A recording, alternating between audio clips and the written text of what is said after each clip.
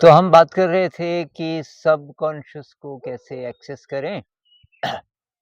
ये सबकॉन्शियस भी कंफ्यूजिंग है क्योंकि इसका उपयोग वेस्टर्न साइकोलॉजी में काफ़ी टाइम से होता रहा है। तो मैंने जो किताब डांस दी, उसमें मैं जब बात कर रहा हूँ ब्रेन की अंदर अंदर की यात्रा की, तो मैंने 2 शब्दों का इस्तेमाल किया, माइंड और ब्रेन, लेकिन उन उसको डिफ़ाइन किया अलग प्रकार से। तो ब्रेन का मतलब है जहाँ तक मेमोरी है, पर्सनल मेमोरी, रेशियल मेमोरी, उस सब को मैंने ब्रेन बोला है। तो उसमें आपका सबकॉन्शियस क्या पता अनकॉन्शियस भी आ जाए कुछ हद तक। मैंने इन शब्दों को इस्तेमाल नहीं किया, मैंने उसको ब्रेन बोला। ब्रेन का मतलब यादें और उन यादों के साथ ब्रेन जो पुरानी हैबिट्स के कारण कर सकता है।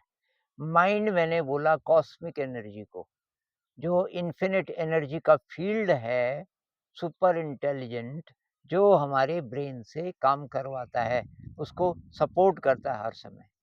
कितना सपोर्ट कर सकता है, ये डिपेंड करता है कि हमारा ब्रेन कितना तैयार है।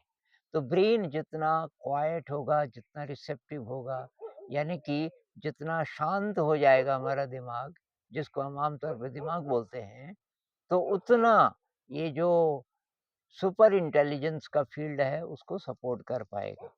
तो हमने बोला मेडिटेशन एक रास्ता है, क्रिएटिविटी एक रास्ता है। अलग-अलग ट्रेडिशंस में और चीज़ें भी लोग इस्तेमाल करते हैं। मैंने सुना कि स्वामी रामदास जब नीम करोली बाबा जी के पास गए और उन्होंने उनको डिसाइपल की तरह एक्सेप्ट किया, तो पहले ही दिन एक साइलेंट टीचर जो बोलता नहीं था, उन्होंने एक स्लेट पे एक सेंटेंस लिख के दिया और उनकी यही एक्सरसाइज़ होती थी। तो सेंटेंस कुछ इस प्रकार का, जैसे जब आप जूते पहन के चलते हो तो आपके और धरती माँ के बीच में ये जूते आ जाते हैं। आप धरती माँ को स्पर्श नहीं कर सकते कि बैठ जा पेड़ के नीचे और इसको देख। 2 घंटा तक यहीं बैठा रहे। स्वामी रामदास कहते हैं कि मैंने कहा इसमें ये देखने की क्या बात है? फिर धीरे-धीरे उसके मीनिंग्स खुलते गए। मतलब पहले तो साइलेंस दिमाग ने काम ही नहीं किया। तो जब-जब दिमाग चुप हो जाए, जैसे ज़ेन ट्रेडिशन में एक कोआन होता है, कोआन। जैसे एक हाथ की ताली, बताओ क्या? अब एक हाथ से तो ताली कैसे बजती है?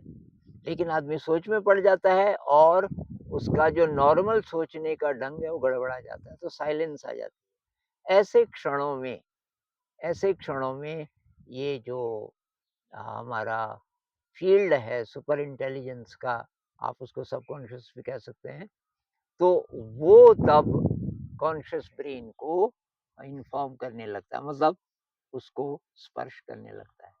तो ये इस प्रकार के बहुत सारे तरीके हैं। योग निद्रा है। योग निद्रा में क्या होता है कि आप सोते समय सारे शरीर के जॉइंट्स पे ध्यान लगाओ कुछ-कुछ देर। धीरे-धीरे आप नींद में प्रवेश कर जाओगे, पर आपको इसका पता रहेगा, किसका? शरीर की अवेयरनेस रहेगी। तो ये ल्यूसिड ड्रीम से अलग है। ल्यूसिड ड्रीम का मतलब है कि सपने में आपको पता चल गया कि ये सपना है। ऐसा जब होगा, तो उस समय तो आपका जो सुपर कॉन्शियस है, वो आपके ब्रेन भी जाग गया, ब्रेन था सोया हुआ, जिसको हम आम तौर पे दिमाग कहते हैं, ये भी उसके साथ मिल गया। तो जो ल्यूसिड ड्रीम जिनको होता है, तो वो काफ़ी हद तक एक्सेस कर लेते हैं बिना बिना किसी एफर्ट के, ये जो इंटेलिजेंस का फ़ील्ड है। एक डेविड बोम हैं, बहुत बड़े साइंटिस्ट, उन्होंने एक नई टेक्नीक निकाली, उसको सोशल मेडिटेशन कहते हैं। तो कहते हैं कि किसी इंडस्ट्री में या कहीं भी एक साथ जहाँ बहुत सारे लोग काम कर रहे हों, या आप लोगों को बुला सकते हैं लाइक माइंडेड और बैठ जाओ और कुछ मत बोलो, दिमाग को खाली कर दो। कोई एजेंडा नहीं, कोई टॉपिक नहीं, कुछ नहीं, साइलेंस। तो और वो कहते हैं कि ये 20 से लेके 35-40 तक, इससे ज़्यादा नंबर नहीं।